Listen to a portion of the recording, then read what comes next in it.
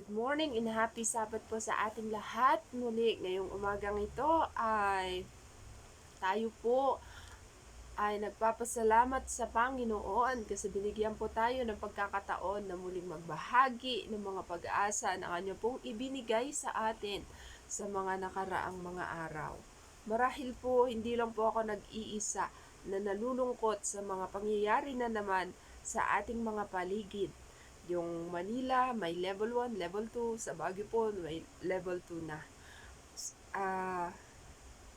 Nalulungkot po ako in the sense na nakikita ko na na-activate ulit yung pagkokontrol at nalulungkot ako in the sense na alam kong marami tayong mga plano na gustong gawin para sa trabaho ng Panginoon, pero dahil sa mga pangyayari nito ay maaaring mahadlangan na naman.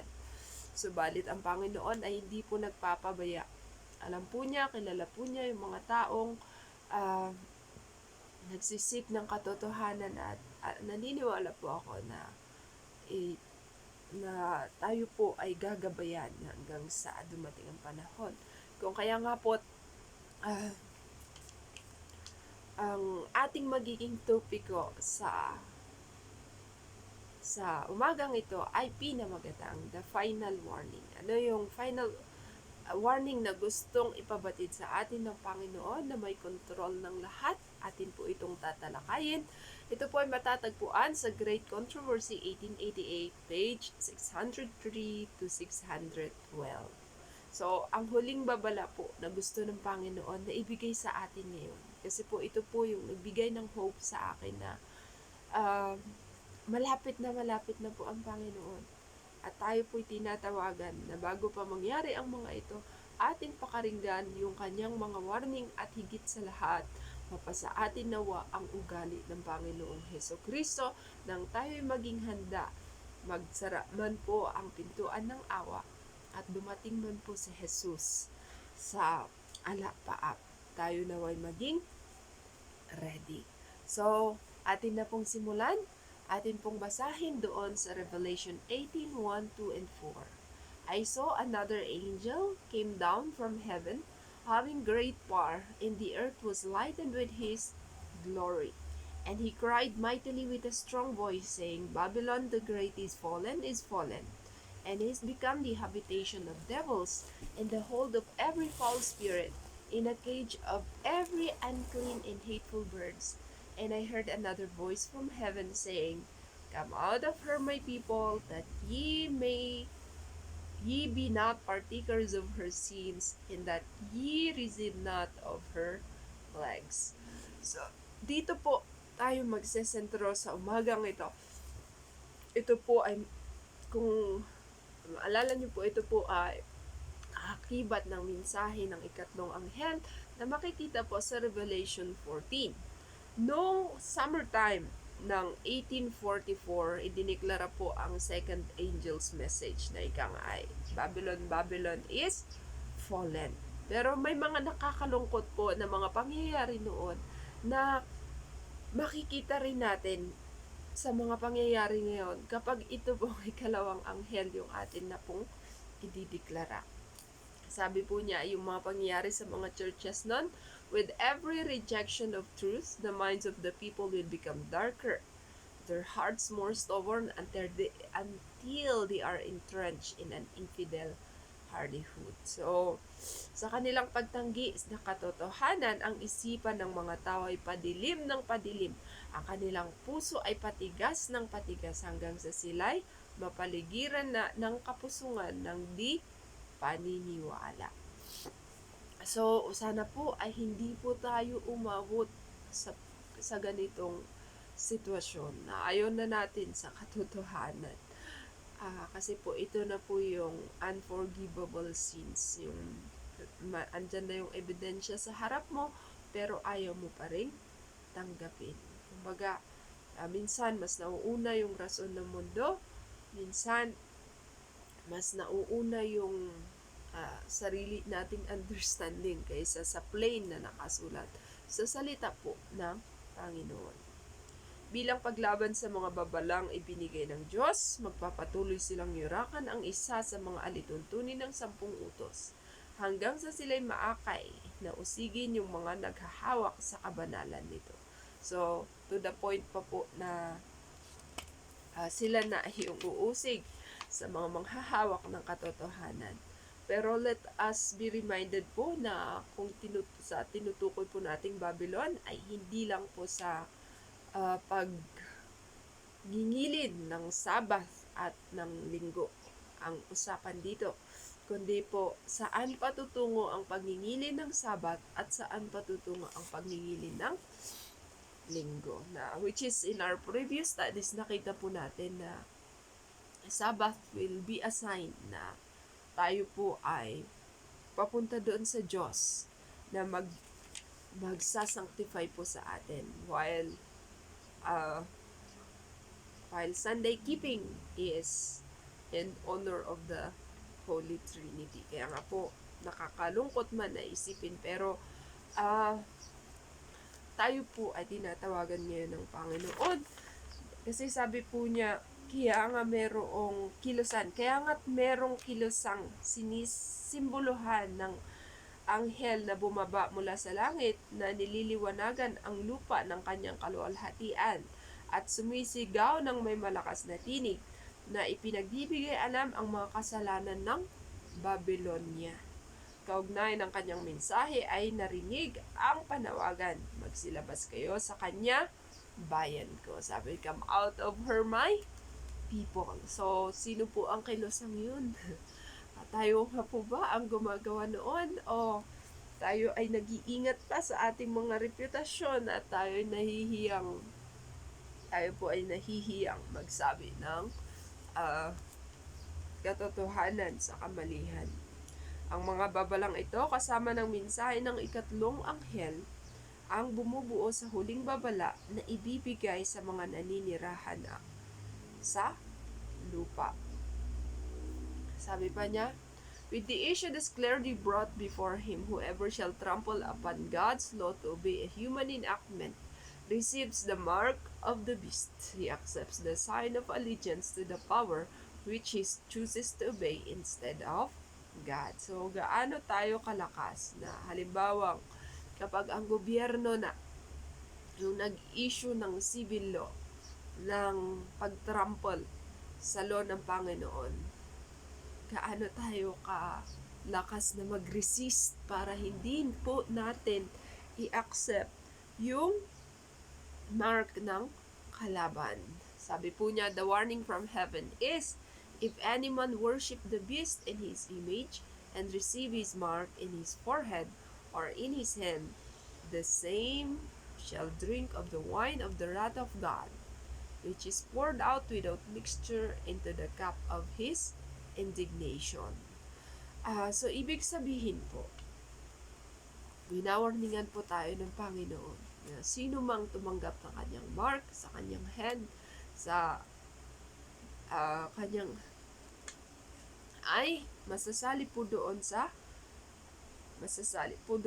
kupa ng kanyang puot. So, sana po binigay na po sa atin yung warning na ito, ay humingi nawa tayo ng kalakasan mula sa Panginoon na tumayo sa kung anong tama. Sabi po niya, additional po, but not one is made to suffer the wrath of God until the truth has been brought home to his mind and conscience and has been rejected. He who reads every heart, ito po, ito rin naman ay isang paalala na hindi po tayo pwedeng mag-judge po ng iba kasi hindi po natin alam kung ano po yung katotohanan na malinaw sa kanilang puso at malinaw sa kanilang mga isipan, na doon po sila mahuhukom. Subalit ito po ay isang pag-asa po sa atin. He who reads every heart and tries every motive will leave none who desire a knowledge of the truth to be deceived as to the issues of the controversy. Sabi po niya, bawat isa ay magkakaroon ng sapat na liwanag upang makapagpasya ng may katalinuhan. Kung kaya nga po ah, isa po ito sa pag-asa natin kasi sabi po ng Panginoon naman, um, everyone is to have sufficient light. So, ibig pong sabihin, wala po tayong excuse. Pero at the same time, yung pong light na yun ay hindi lang po natin magiging excuse, kundi ito po yung ating magiging lakas na tumayo po sa katotohanan. Heretofore, those who presented the truths of the third angel's message have often been regarded as mere alarmists. Sino po ang sino po ang natatawagan ng mga alarmist ngayon? Alam ko po, marami po sa atin ngayon ang nakakaranas na ang mga ganito ay yung mga yung mga kasamahan po namin dito, naranasan po nila na ma-expel sa church, which is ayaw nga po sana nilang lumabas, kaso nga po ay sila na yung pinapalabas. Kaya pero at the same time, nung tinawag po sa akin ito ay ako po'y lubos na nagpapasalamat sa kadahilanan. Sabi po ng Panginoon, for where the Spirit of the Lord is, there is liberty. So, parang kalayaan po yung binigay ng Panginoon sa kanila. At nakakatuwa po na sila po'y naging matapang na tumayo sa katotohanan kahit nang ibig sabihin po nun ay pagkawala ng kanila pong mga pangalan sa listahan ng Mother Church. Diba, sa listahan naman po ng Mother Church yun at hindi po natin mahuhusgahan ang listahan ng langit. So, kahit tayo maging alarmist, kaya nga po binabawalan na po sila kasi baka daw marami silang mahikayat doon sa loob. Nagiging alarmist na daw. Subalit ito po ang sabi ng Panginoon sa bawat henerasyon. In every generation, God has sent His servants to rebuke sin, both in the world and in the church. But the people desire smooth things spoken to them, and the pure unvarnished truth is not acceptable. Dahil nasanay na yung ating mga kapatiran na magkinig ng mga smooth na bagay, hindi na po na ibibigay yung tunay na katotohanan sa kanila kasi kailangan ng dalisay at mapagkundi pakunwaring katotohanan. Kumbaga, ang mangyayari na ay ang gusto kasi ng tao, smooth lang yung imi-message mo. Ayaw nila talaga ng rebuke. Pero sabi nga po, open rebuke is better than secret love. Mas mabuti nang sabihin mo yung katotohanan na magsisave ng mga hindi pa na-save kaysa yung sabihin mong nandun sila sa safe path ay patungo pala yun sa distraction. Subalit ang mga tao ng Panginoon, sana magkaroon po tayo ng ganito. Nakagaya nung panahon na dumating ang Espiritu ng Panginoon kay Elias. Sabi po niya, hindi nila mapigilang ipangaral. They could not refrain from preaching the plain utterance of the Bible, doctrines which they had been reluctant to present. They were impelled to zealously declare the truth in the danger which threatened souls, the words which the Lord gave them. They uttered fearless of consequences, and the people were compelled to hear the warning. So, sabi nila ay, sana po ito po yung ating hingin na yung Espiritu ng Panginoon, Espiritu ng katapangan ay magkaroon din sa atin para hindi po tayo maging reluctant sa pagpupresenta ng katotohanang ililiwanag po ng Panginoon sa atin. Sabi po niya ay atin pong palaging iisipin na ito ba ay thus saith the Lord. Ito rin po sana yung magbubukas sa ating mga isipan na kapag may mga tao sa harapan mo at sila ay nagpo-present sa iyo, huwag mong i-reject agad kasi yung utak natin ay nagja-judge na. Kundi mas lalo nating buksan at kung ano yung maganda na sinabi ng Panginoon, hindi tanggapin, kung ano yung mali, i-reject. Not necessarily na i-hate mo yung tao sa pagsasabi ng mali, kundi mas lalo pa po natin silang ipanalangin. So, ito po yung magiging watchword ng bawat mananampalataya. Thus saith the Lord. Sinabi po ba ng Panginoon yun? Kasi kapag hindi po sinabi ng Panginoon, ay malaya po nating i-reject. Pero kapag po sinabi ng Panginoon, ipanalangin na po natin na atin na pong ipamuhay para tayo po'y maging handa. So, gayon din po, ang naging sigaw ng mga naging unang reformers ay, show us from the Word of God our error. Sana po magkaroon din po tayo ng ganito kabukas na isipan, na wag po nating isipin na tayo palagi yung tama, kundi sa pagkakataon pong ito ay kasi hindi naman natin alam lahat ng salita ng Panginoon. Sana po magkaroon po tayo ng bukas na isipan at sasabihin po rin natin, gaya ni na Luther noon, show us from the Word of God our error. Kahit na sila po ay buong-buo na na-convince doon sa kanilang sinulat mula sa salita ng Panginoon, alam niyo po yung sabi pa rin niya, show us from the Word of God our error.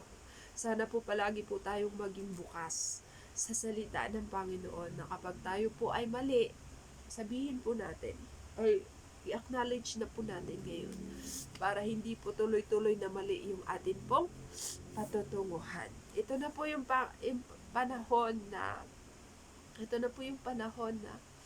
tayo'y dadalisayin sa pamamagitan ng katotohanan nasa atin. Kung reject po natin yung katotohanan, ano pong mangyayari? Titigas lang po yung puso natin. Pero ipanalangin, sa halip na i-reject, ipanalangin na po natin na ang Panginoon ay ipaliwanag pa sa atin ng mas maliwanag yung katotohanan na yon, at tayo po nawa ay mamuhay na sa katotohanan. All that we live godly in Christ Jesus shall suffer persecution. Matutupad po ito, mga kapatid. So, yung mga quarantine na ito ay mga lamang, kumbaga, snapshot ng mga mangyayari pang mas matindi sa susunod pa. Kasi bawat isa po sa atin, maliban na lamang kung tayo hindi nabubuhay na parang kay Kristo, ay hindi po tayo makakasuffer ng persecution. Pero hanggat tayo po ay sumusunod sa kanyang mga kautusan, ay asahan niyo po ang mas matindi pang persecution na atin pong maruranasan. At ito nga po ang atin po sanang ipaliwanag, ay ipanalangin sa Panginoon na ilagay din yung katotohanan sa ating mga puso para hindi na po tayo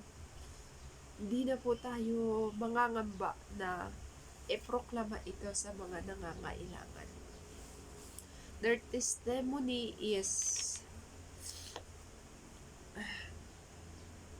we dare not trample with God's word, dividing His holy law, calling one portion essential and another non-essential, to gain the favor of the world. Sana po, ito po yung magiging testimony natin na ayoko po na ito lang yung mas mahalaga, ito ay hindi. Isipin po natin na lahat po ng mga katotohanan na binigay po ng Panginoon para po sa ating ikasasakdal ay lahat po ay mahalaga. Wala pong iniiba.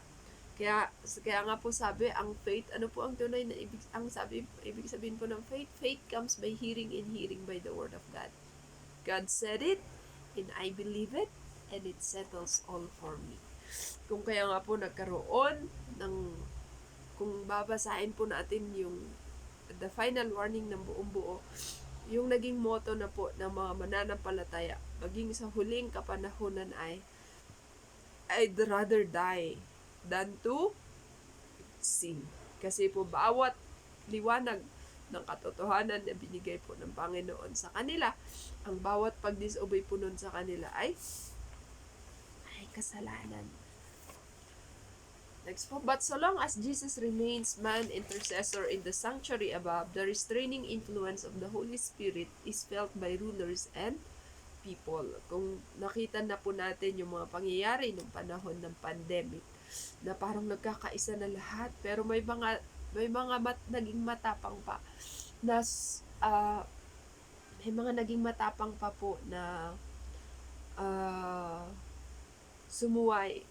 Kasi po, yung Espiritu po ng Panginoon ay nandun pa. So, it still control to some extent the laws of the land. So, alam po natin na kilala po tayo ng Panginoon. Alam niya kung kailan tayo ready o wala. Pero, nakikita na, ngunit hanggat si Jesus ay nanatatiling tagapamagitan natin, sa sanctuaryo sa langit, ang pumipigil na impluensya ng banal na espiritu ay nadarama ng mga pinuno at ng mga tao pa. So, mayroon pang tumutuligsa na hindi nakikita na parang nakakabuti na lahat ng yung mga laws na iniinak. Meron pa po sa loob ang